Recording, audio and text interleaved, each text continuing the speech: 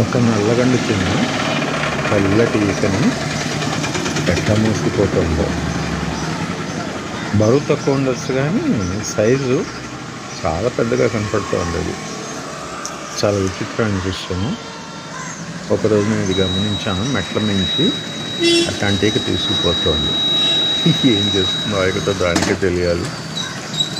కానీ కష్టపడి తీసుకెళ్తాను. నెమ్మదిగా మూవ్ అవుతూ ఆ ఈకని ఒక జెండాలాగా పతాకంలాగా ఈక పట్టుకుని తీసుకుపోతున్న పద్ధతి చాలా ఆశ్చర్యకరంగా ఉంది. ప్రకృతిలో విచిత్రమైనటువంటి విషయాలు జరుగుతూ ఉంటాయి.